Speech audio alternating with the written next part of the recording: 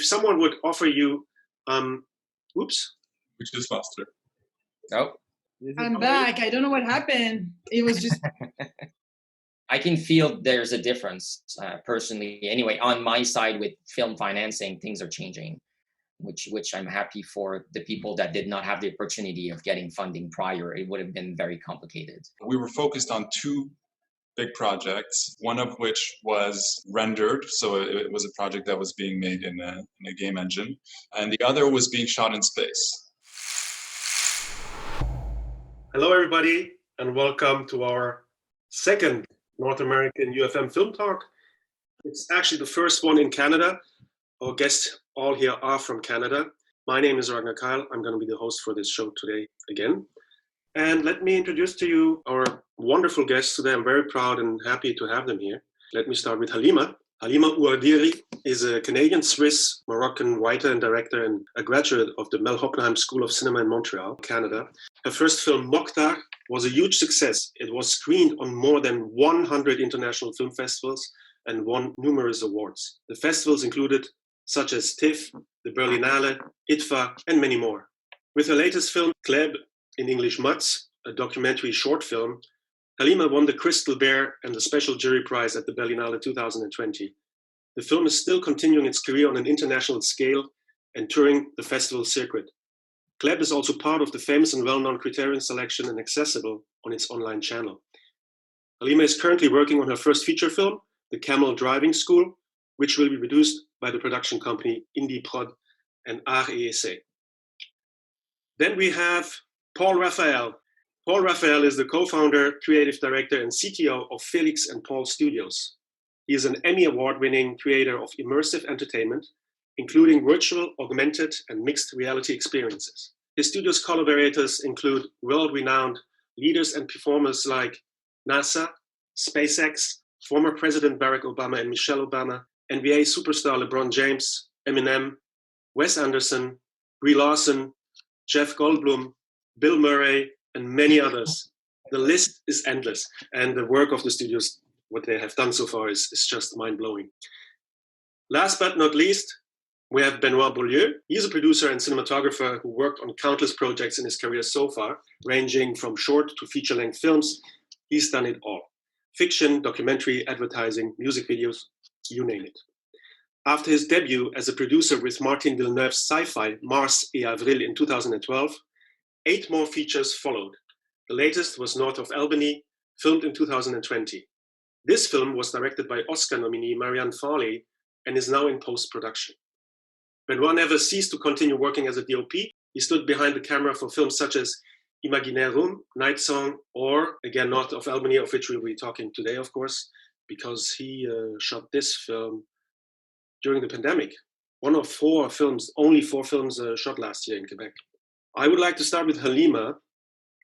I remember the time with Kleb when you won the Berlinale. That was actually parallel to the time when Europe already was hit by the corona pandemic. Just let's think about Italy, right? And Germany was also, it started to be on an alert mode. When I thought about you, because when I saw that you won, I was thinking, this must be a nightmare for her now with these news and the outlook to going to many festivals, etc.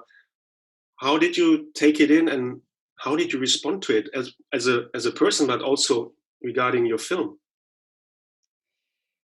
Well, first, when that happened, we were still all a bit in denial, I think. It took a while before we realized what was going on. It's the first pandemic most of the people that I know around me that went through. So, I mean, it took a while. And then the joy of winning, the happiness of the moments that I had with the public in Berlin was so strong that I didn't think it would stop there. And I was right. But it's only like a few weeks after when I started to have, first festival he was supposed to screen too after Berlinale was this Regard sur le court-métrage au Saguenay, which is a good festival as well with lots. I mean, it's a great festival with short films, and it has a great impact on the shorts as well. And that's the first festival that got cancelled. In the middle of it, they already had this started. All the guests were there, and they cancelled. So that's when I started to that it became real. It felt. I mean, everything was uncertain, and more than my film, you know, the world and all the people touched by the disease. That was what was my first thoughts. I was scared a bit and uncertain about the future, and that just took everything. It was very difficult for me just on a day-to-day, just to understand what was going on. So of course, having the film not showing anymore, and all the festival after Saguenay were just canceling. They didn't yet have the idea of, you know, turning back to online. It was too sudden for them to jump to a new solution. It was just canceling. And so that was that was difficult to be in that situation for sure. But I knew that something would come out of this. No, we cannot just stop. Something would have come out of this, and it just took a few months, and they started to go online. You could have access from your living room after. Sometimes it was geo-blocked. Sometimes it was just worldwide for a few days. So the audience was very, very, very wide. The film would not have been seen as much if not for the pandemic, actually. But I remember there was some festivals that reopened, like I think Venice and Vienna, and your film was in Vienna, right? It was at the Biennale, La Biennale. Okay. Was that a physical festival at that time? I thought some festivals still were going, depending on the politics of the country that you're in. And that was very interesting also to see that it was a global pandemic, but not every country would react the same to it. And some countries, they were still having physical screenings. Some, like Biennale, some not, but most of them were online. Okay.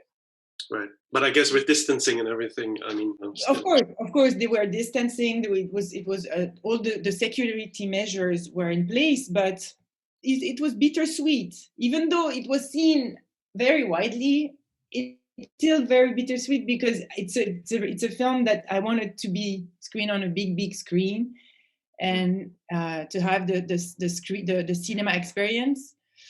But it was better than nothing, and I think that all the efforts that were made for the festival to keep going was very touching, and that's life. Life has to go on somehow, and I was very touched by this. So you gained positive aspects out of it. It was not just like I gained positive access out of it, but it's just as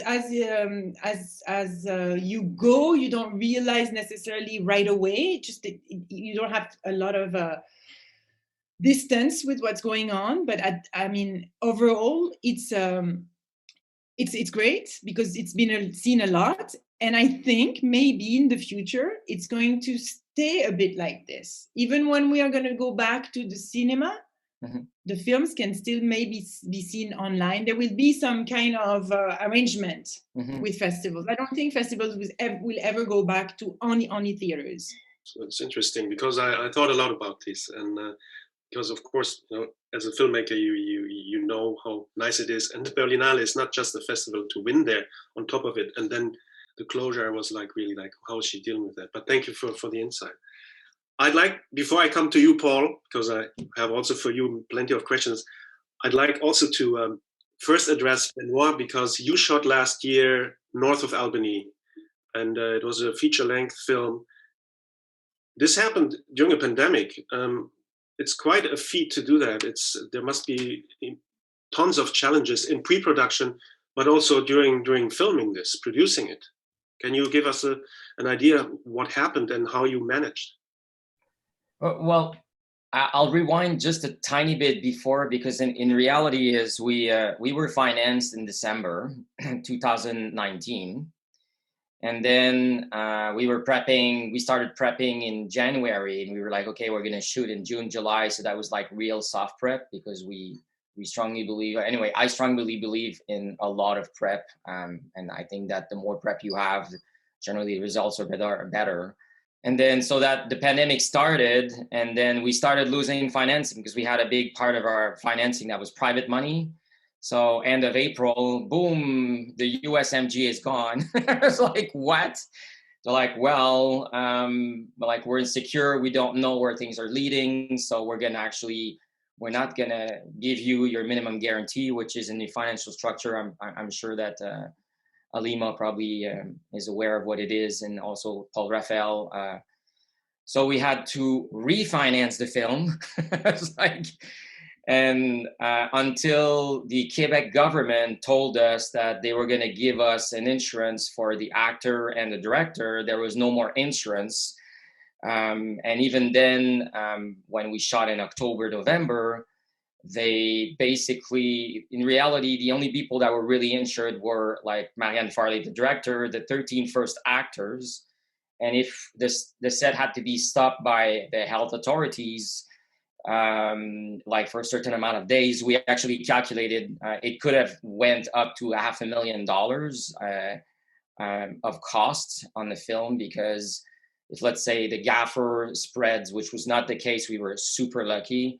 If the gaffer or anybody else, or even like the makeup artist, spreads COVID, and it's not the actor that started it, or if there's no one in the acting group that has COVID, then it's the producers that are taking that, and the insurance policy doesn't work.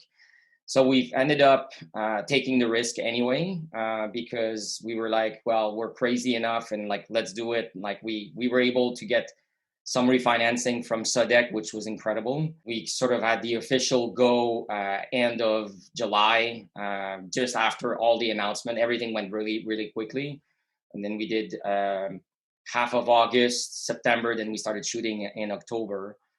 That was quite the experience. I mean, like we had someone with a stick of a 1 meter, and then they had another person calculating when the actors are actually close to each other. That was like a nightmare. Marianne was not always happy about that, which makes sense, because I mean, it's affecting the director's like the actor's performance, but also the director's choices. We even had some scenes where we did a part of it on one day, and then we had to wait the other day to finish the scene because the actors had more than 15 minutes. And you're like, well, I'm missing. And then you also had the 2 meters. I don't know if you're aware of all the rules that they put on the CNESST. There was that. We also had to have finished, and that was another rule that was kind of like very bizarre, but with the provincial government insurance, we had to be done with more than 50% of the shoot before the 31st of October. Otherwise, we were not insured anymore. That was another nightmare. It's like there was a bunch of special rules. I mean, Quebec, though, I have to thank the government, because they were the first ones in Canada to actually have this type of insurance. Then the federal government took over afterwards when the provincial government insurance was over, which maybe you already know, but so far it's only until the 31st of March 2021 that the federal government has an insurance. So anyone that wants to shoot after the 31st of March this year, hopefully, I think the federal government will renew that insurance policy. I hope so, because otherwise, why would producers even take the risk? Because it means then your director is not insured, and even your cast. So it was an experience on its own. I've never done a film where the challenges were from something that's microscopic that you don't know. And, you know, we almost had a case on set, but we were always very careful, very open. The crew were extremely, they would say, I have someone that may have had COVID. I'm not going to come for 2 days. So the gaffer wasn't there for like the location scout, for example, because his girlfriend had someone close by. We were always checking everything, but in a very friendly way. Just a quick question though, because you were also the DOP on North of Albany, and you just said your gaffer was gone for one day. But how do you deal with this technically? Because if someone is missing, well, we had another gaffer that I knew, the gaffer that was on my first feature that came for the location scout, and then so we actually talked, and they were in very good communications. One of the things also that we were favoring very, very much, almost 99% of the lights were actually dimmable from an iPad. They were all Bluetooth lights, so that like no technician would go close to the actors as much as possible to reduce the risks. I was in another room often. We decided to have an operator on set, so that way he would be the only one that would be close to the actors. I would never go and take a reading close to the actors. Like we were, everything that we could do to reduce their exposure to others, and that their bubble was like, there's zone 1, 2, 3, 4, can't remember how many zones anyway, but like, so the first zone was those actors where there was one person in charge of their masks, in terms of like their glasses, even the pillows, and that AD, it was a third AD that was just for the main 5 roles, that was just on his own. That's another person outside of the guy with the stick and the chronometer, like the person that was taking the timer. So you had really, your set was really like separated in bubbles, meaning like literally physically separated, like probably teams and etc.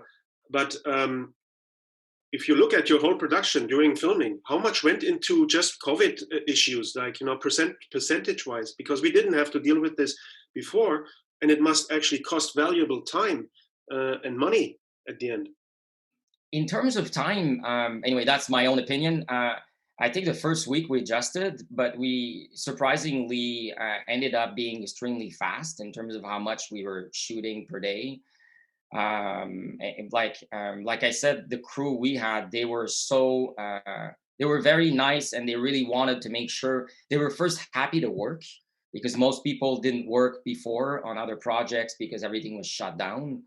So that was actually one of the big plus from this project. I'd say that it's more like, it definitely, we'll see it because now we're still in the edit.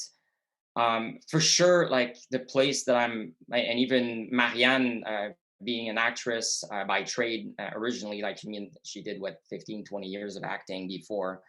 There was things that I'm sure that she would have liked the actors to do, but based on, oh, well, this guy's in the second zone, so he can't be closer than 2 meters, so I can't do this. So she had to adjust like some of the acting performances, but also in terms of like the amount of time she had with the actors when they're close. If she had an idea, she had to have the idea before they even almost did the rehearsal. For sure, we kept the masks and the glasses when they were doing rehearsals. Even me with cinematography, I would sometimes just have like someone that was working on set when the actors were not there. Okay, just like remove your glasses so at least I see the eyes quickly, because we had to wear glasses because of the air particles, like the, I don't know how they call it in English anyway, like the small particles of the aerosol.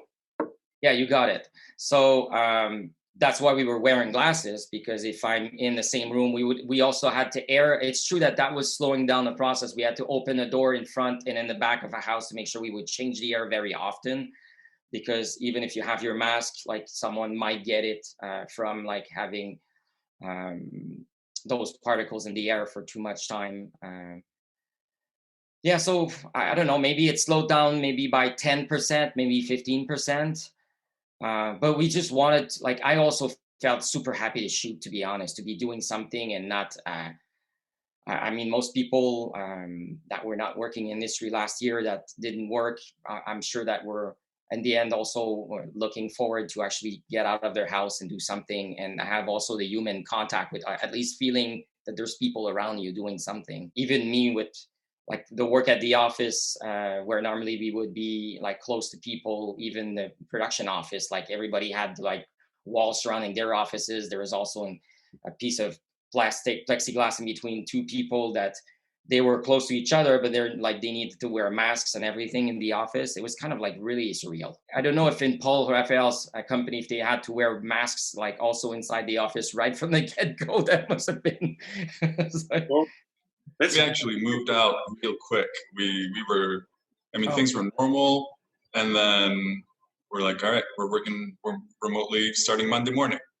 Oh, wow. You know, so we did it pretty quickly. I was really impressed at how our IT department deployed this plan, which I think was in preparation for a couple of, I want to say at least a week or two, if not more, as things, you know, as we were all like, oh, this looks like it's getting a little serious. And then he kind of just pulled the trigger when we made the decision.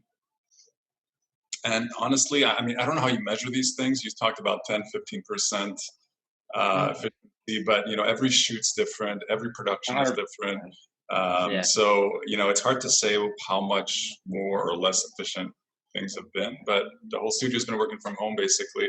Mostly, you have a few people that go into the office. Some of the compositors, I mean, one of the big issues is our artists work with stereoscopic screens that are at the studio. We have a giant server farm, render farm, everything's there, right? So piping that to people's houses was a little more difficult, making sure everyone had good internet and all that. But you know, these 3D screens are fewer and further between each other these days. They're not produced as much, and they need special systems to work, so we couldn't really send them to artists' houses. So we had to do some jumping through hoops there. Overall, I mean, we've been working remotely since March last year. I could imagine that VR and immersive experiences, etc., certain things are different than from the classical film set, because it's not like Benoit, who has to go on several locations in 1 month or a bit more. Maybe I'm wrong, and maybe it also depends on the project you're dealing with. I could imagine that working with NASA is different than working with Howie Mandel in the, what's the title again? The Confessional. There are differences in the projects, but maybe there are also differences in the way you usually work. How do you work normally, and how did it change? Well, you know, last year was special in that, well, it was special for most people, but it was a year where instead of mostly doing a lot of productions, traveling a lot, shooting around the world, we were focused on 2 big projects, one of which was entirely rendered, so it was a project that was being made in a game engine, and the other was being shot in space. So we, at some point, I think we joked, I don't know if this is true, but like, oh, we might be the only people shooting in the universe right now, right at the peak of the pandemic. Also got some, you know, we were essentially filming the only people in the planet that weren't really threatened by this right now. Right. And it was some very interesting. You were cheating. You were shooting out of in space, not on Earth. Yeah. No one could do that outside of you. For some reason, I'm not surprised it's you. If it's the end of the world, we at least have some people who film it from outside. Yes, I agree. We got you covered. Of course, we had a lot of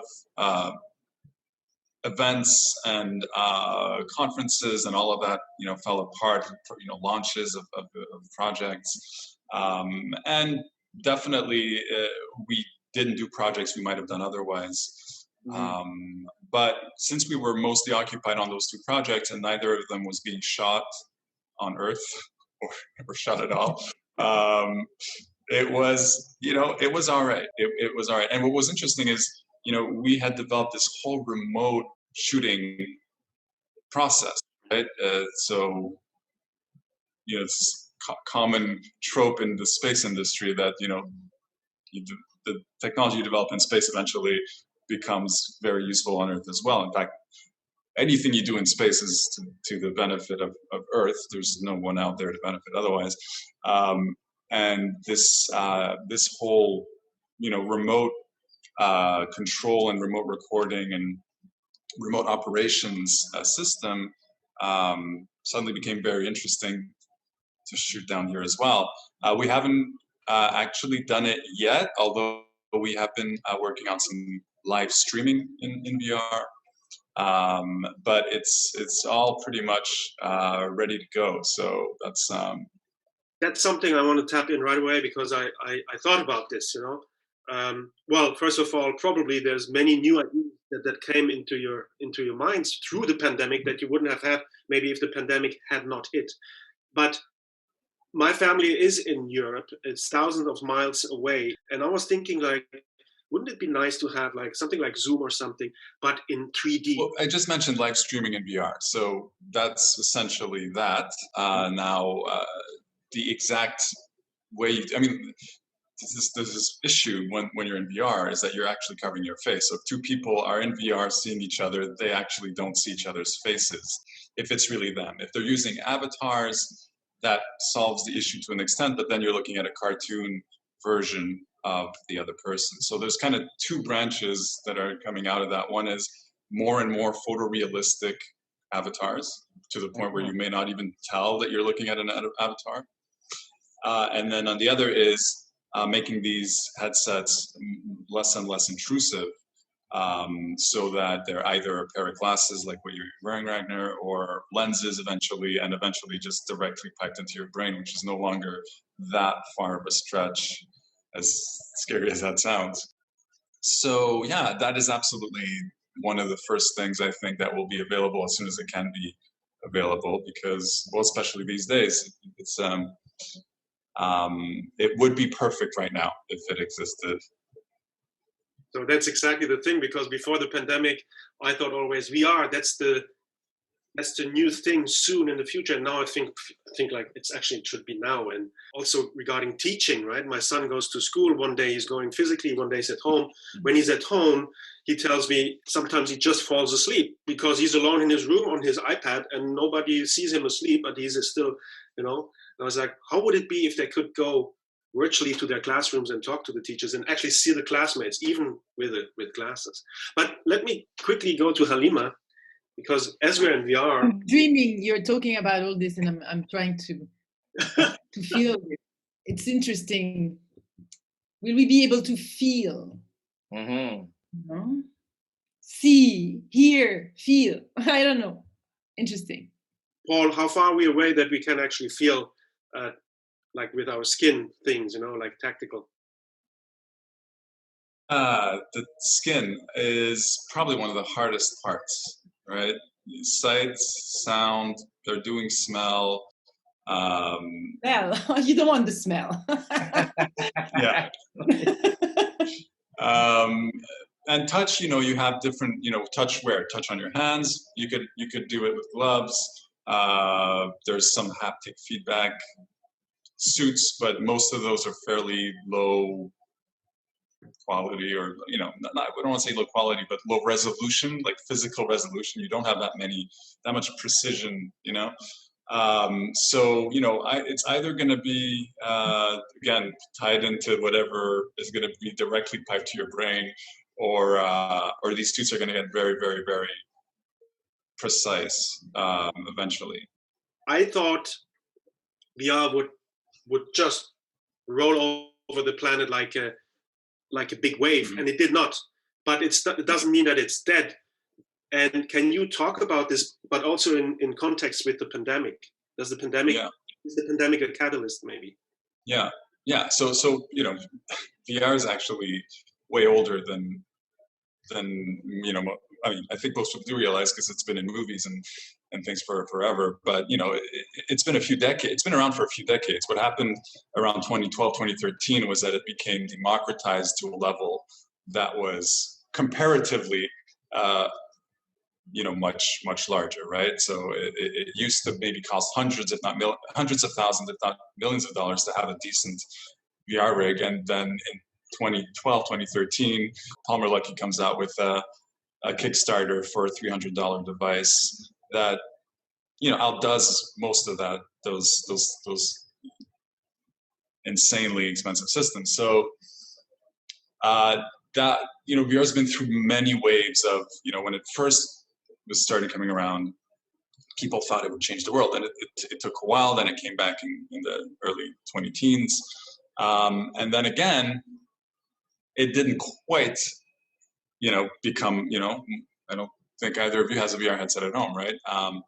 It's such a fundamentally new and different medium that it's taking a long time to figure it out. It's just so completely dramatically. I mean, yes, it has a lot in common with a lot of things, but it's also in a way combining these things in ways and changing them. And so even an interface, right now we're all used to our interfaces on our computers, on our smartphones. Just the interface of the headset, I think, mess, right? The makers of these devices haven't yet even mastered or let alone gotten to a level of maturity where devices are that great to use. It's getting better, and it's definitely not that bad, but it's just an example of the interface, but the storytelling, if it's a game, if it's an app, a productivity, whatever it is, or even social, the virtual social networks that are out there, they're all right. They're honestly, I don't want to diminish, the gargantuan task that it is to create a virtual reality social network or anything in virtual reality. The mountain is really, really, really high, and it's taking a while for all of us to just climb it and really get the most out of this system. And it's also socially challenging, right? Maybe less so now, but to completely isolate yourself in a device, even though we do it all the time with our you might not seem like you've disappeared if you're doing this, but you kind of have, right? So that, that's been a challenge. And then the pandemic, of course, has made, I think, the case for virtual reality a lot more relevant. I think, it definitely could bring a lot, but the fact remains that those things that are taking a long time to figure out are not going to be figured out that much quicker. I mean, of course, if there's more investment and more focus by people and companies, that will accelerate, and I think that is happening, but the results of this are going to come later, right? So this probably almost definitely will accelerate, I think, development and adoption. But it's going to take some time. I mean, the numbers are going up. It's if you look at some of the recent headlines, I think that this is definitely back on the rise. So it's a paradigm shift. It's going to take a while.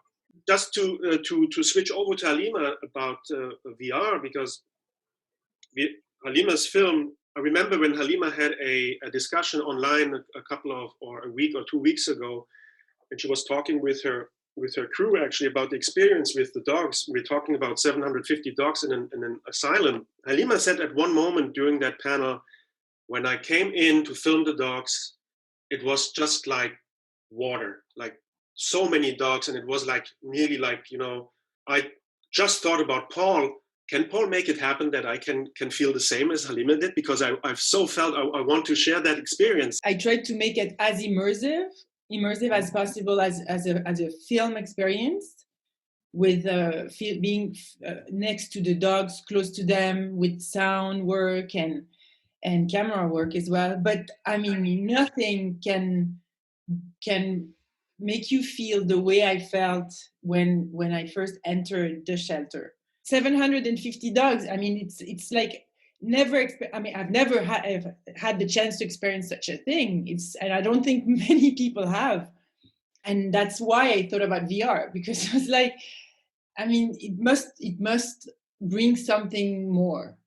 Only the view and the sound of it, and because you can turn around and see, with film, I just didn't want that aesthetic of moving image, but as a VR experience, you can turn your own rhythm around and see all those dogs, and you're surrounded, and you're part of that wave. What better than VR? Ultimately, any story or any film or any piece of art is about the experience of it, right? Ultimately, it's a human being sees it or hears it or whatever the medium is, and has their experience. the sum total of a human's experience is always the same, in that if you're looking at images on a screen and you're in your living room, you're still immersed in your living room and in your thoughts, and right. So any piece will give you more or less input. It will give you more or less physical immersion, but ultimately your mind has the same level of immersion that it's making from your entire reality at that moment. So a poem can fill you with as much immersion as a complete VR experience that has tactile feedback glued all over your body, right? Ultimately, if you could have your eyes closed and have something whispered in your ear, and it's like a better experience than anything the highest tech simulation could do, right? So it's all about what is evoked by what you're ultimately looking at. It's not a question of how much immersion you physically put someone in. It's how much you use what you have to evoke an experience. Yeah. There are people that would say, "Oh, be careful." People who are afraid of the future, and we become like these cigarettes, and we're just sitting there, and something is happening somewhere else, but we're not really us anymore. But there are people that might say it doesn't matter where you experience, as long as you experience it, it's an experience. Well, that's it. That's something that Paul said earlier, which I think was interesting, is you can actually have a real emotion from a poem. Yeah. I mean, Halima, for example, even your film, which I haven't seen, but I'm sure if you were there surrounded by 700 dogs, even in 360 2D, like in a 360 screen, I think that would also be another type of experience. But it would be, if it's a true emotion, it's a true emotion. So Paul was talking about, you close your eyes, listen to a poem, you have a true emotion.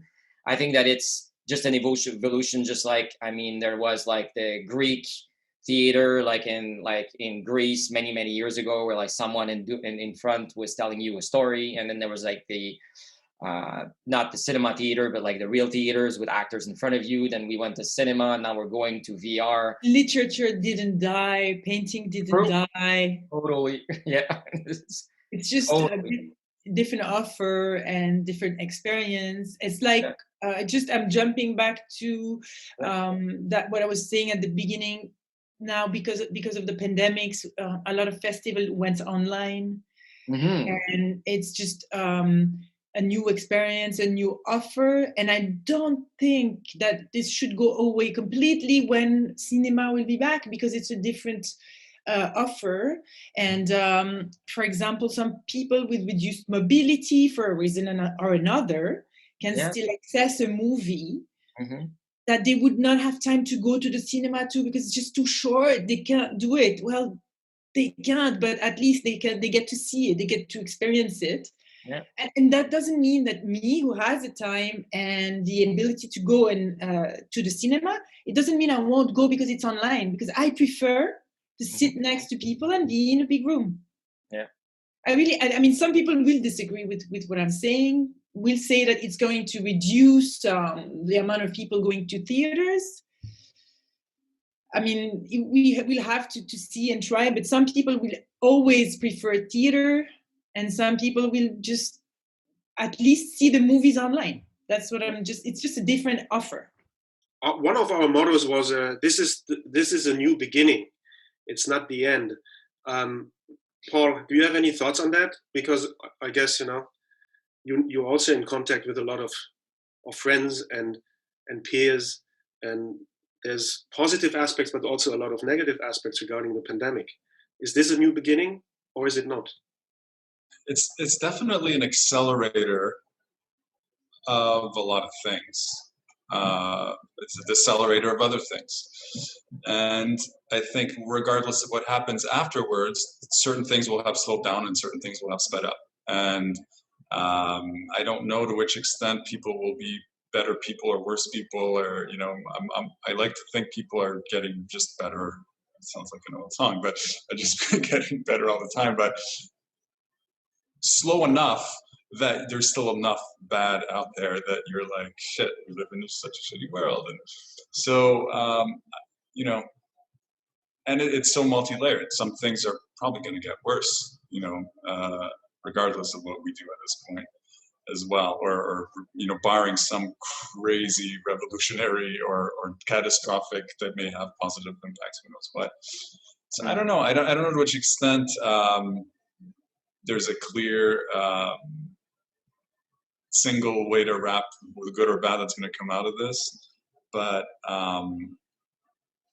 it's interesting. It's like, when you're doing any experiment in a lab, or, let's say you're trying to get an answer, you're usually going to isolate something and do something dramatic to it, right? That's how most experiments are done, right? And so we're kind of getting this really strange out-of-body experience on our whole society right now. And so that's the sort of thing that usually leads to insight, right? There's so many good things. I mean, I know it's not perfect, and I know that in a lot of parts of the world, like, it's far from being perfect. And I know that this pandemic is creating a huge division in between the rich and the poor. I mean, you probably saw the news. The 44 billionaires of Canada made their 63 billion back, and that was on La Presse, I think 2-3 weeks ago. It was like, so how is this money? How would it need to be spread to help everybody to have a voice and actually first eat and have lodging? But like, that's a complex question. It's I don't know. Like, it's for sure. Yeah, I mean, it's so much easier to go back to something we feel secure, but is it the right way to do it? I don't have the answer. I don't know. I can feel there's a difference personally. Anyway, on my side with film financing, things are changing, which I'm happy for the people that did not have the opportunity of getting funding prior. It would have been very complicated. When I started producing many years ago, women's did not have the same opportunities. I'm not saying they have the same ones. I think that we're trying to get there. The pandemic also did something great to me for the positive aspects. Now I remember is that because of not being able to travel, usually I always do my movies, my films outside of Quebec, even though I've been here for 21 years. Mm-hmm. So I go back to Morocco and I film, and I cannot do this anymore right now. It's just too complicated. I don't see myself traveling. I have a kid, and it's just difficult to go away from him, not knowing if I can go back. Mm-hmm. So for the first time in 21 years, I have a project in Montreal, and I'm so happy about it. But I'm sure this is a positive effect of the pandemic, because I had to really focus on now here. I would like to know from you, if you would have to make, or if you would want to make a film on this pandemic and people and the pandemic, what would it be if you had free choice? If you ask me? I'll ask you what you would do if it's a film like that. Yeah. I usually have when I make films. Usually, it's because with a lot of distance that I have taken a lot of distance. So the pandemic, I'm too much in it at the moment. I think to reflect on it myself. I've been asked to make a film about this, and I declined the offer. I was like, okay, it's too close to me now. Mm-hmm. It's too close to me, and so I don't have enough thinking about on it. It's just my feelings are too mixed up right now. I don't know. I'm still figuring it out. I have no idea. And and I'm not even, like we were talking, I feel since the beginning we are almost going out of that pandemic. I'm not sure yet. Mm-hmm. It's like, are we really on the way out? I feel like we're not. We are in the highest peak right now. So, yeah, that's true. It's a long way to go still. So I still keep receiving it. Mm-hmm. And maybe one day something will come out of me about this, but not sure. Benoit, that's not so provocative, but I think it's important. What would be your advice for a producer who wants to produce a film during the pandemic, let's say before March even, or 3 sentences that your best advice would be for someone who wants to produce a feature-length film right now? I did tell Marianne Farley yesterday that me and her were kind of crazy that we decided to go to shoot that film with the risks that were involved in terms of like the insurance side of things. I told her I think we just jumped the Niagara Falls together to do it, like because I've done very complicated projects prior. They were not always easy, sometimes financially, sometimes the physical experience. But this one, because it was like this virus that could show up and shut down your set when you don't even know tomorrow they might stop you. That was kind of a bit scary. How we made our decision, which is pretty weird. I told her on the phone together, I said, what's your instinct? What do you feel? Like, forget about your brain, forget about like do you feel we should do it? And I actually think we did the right decision, but there was a lot of stress in relation to that. So I think that you have to follow your instinct. If you want to go for this risky situation with 750 dogs surrounding you, and you feel you can trust yourself that nothing wrong will happen, then do it. So it's really a question, for me, it's instinct. I agree 100%. I mean, you have to prepare, like you said, you prepared a lot, you work a lot in pre-production. You with the dogs, there were no COVID at the time, but there is rabies in Morocco. Rabies. Okay. Yeah. I mean, that's the right term. Yeah. So I got the shot before leaving.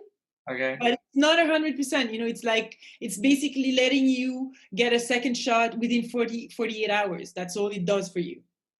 The shot doesn't stop you from getting rabies. I went with my instinct as well. And I think instinct is really strong. If you don't feel like you should go because it's just too high of a risk, don't follow it.